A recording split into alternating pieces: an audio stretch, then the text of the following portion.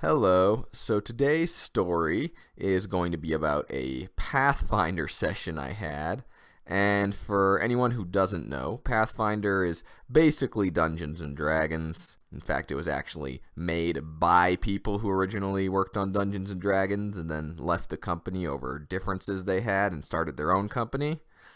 So I was in a Pathfinder gaming group, and I was actually game mastering for this session. I was the GM, but I wasn't the GM of the overall adventure. We were actually doing this little thing where our main game master would let other people GM for like a few weeks, basically for little story arcs to give him kind of a break. And it was my turn. So I was GM during this session. And the whole adventure, the whole thing we were doing was actually Cthulhu themed, based on the Cthulhu mythos, and I was doing a little adventure that was tied to that, so it was horror themed. And I actually, for my little part, I actually put in quite a bit of Silent Hill too, but I was really concerned with kind of getting that horror atmosphere. So what happened during this gaming session is the group was just, going along the road toward their next destination, their next town, and part of it was cut off by an avalanche. So they went off the path, and then immediately, they got thick fog rolled in, and they lost the path. They couldn't find it again, and they knew something supernatural was going on.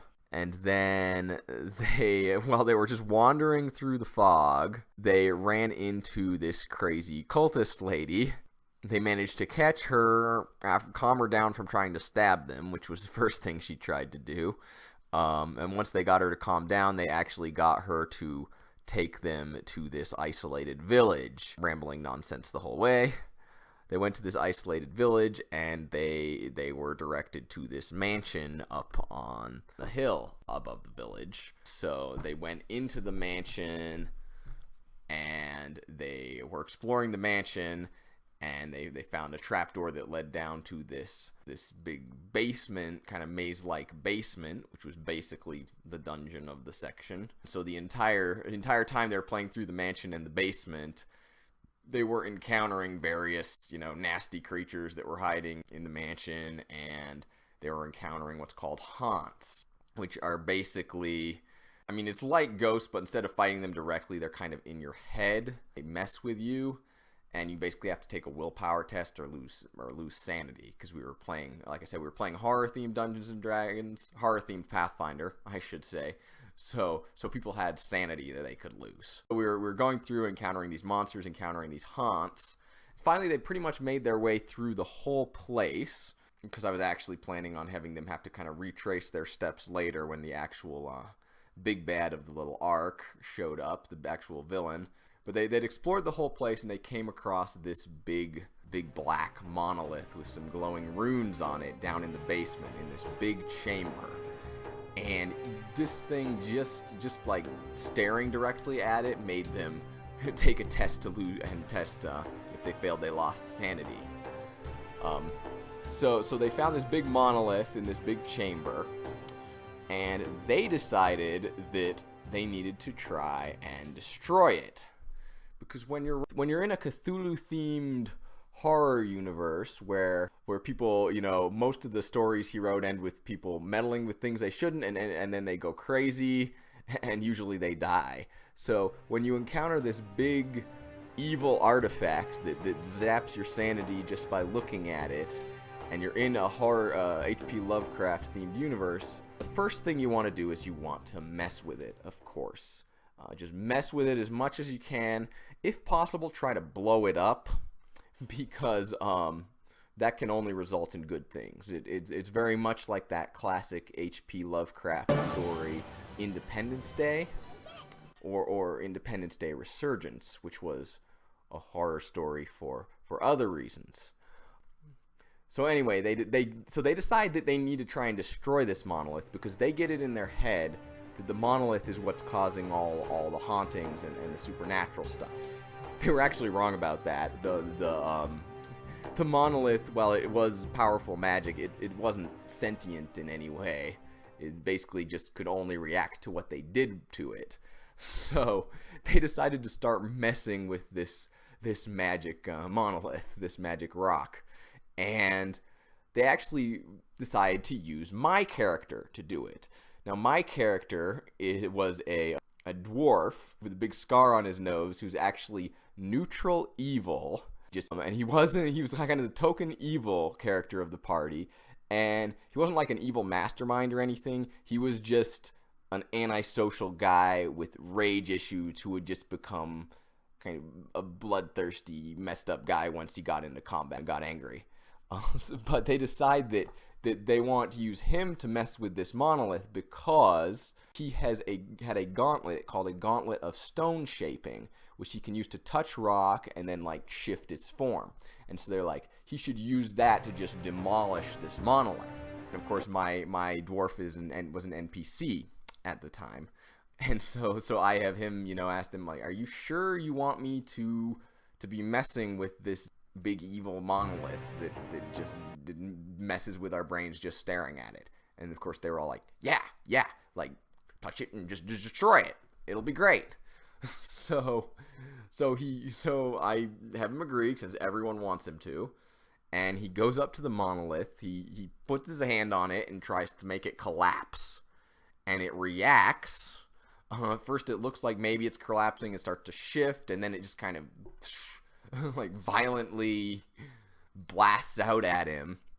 And my character, the dwarf, I make him take a rather difficult willpower check at that point. I kind of improvised this because I didn't know they were going to try and have me stone shape the thing. But I decided he needs to take a difficult willpower test, or he is just going to snap and go completely like crazy for a while. And I failed the willpower test. So my dwarf character goes completely insane, screams, and charges at the nearest party member, who's the bard.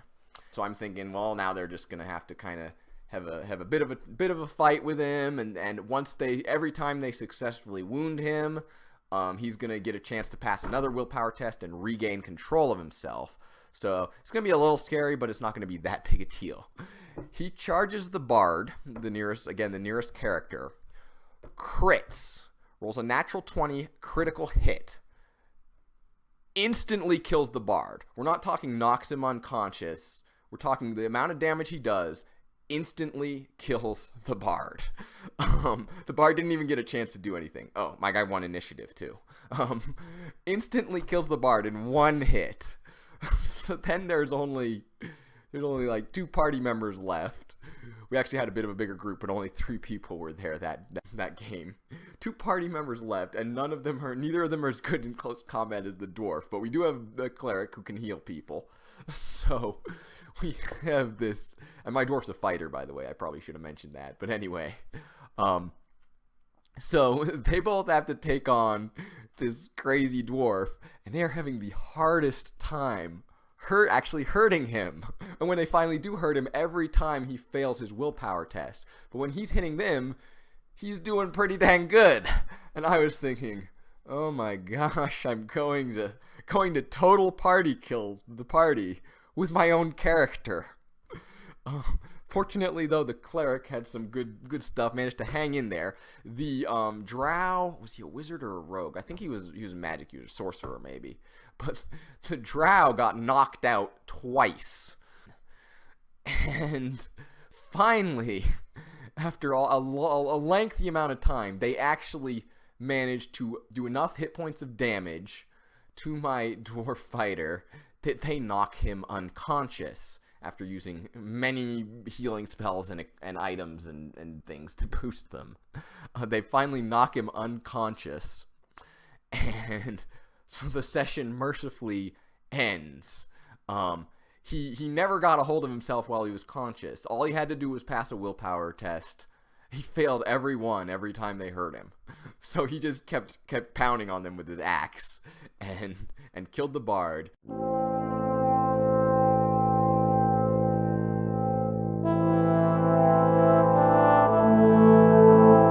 But finally they knocked him out. And that fight, which wasn't planned in any way, turned out to be more difficult for them and hurt them more badly than the actual final boss fight where the cult leader summoned, a giant monster.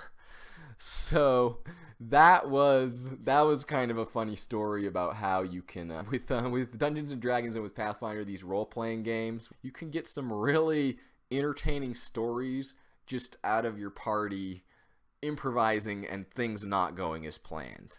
Anyway, that's it for this one. Hope everyone enjoyed.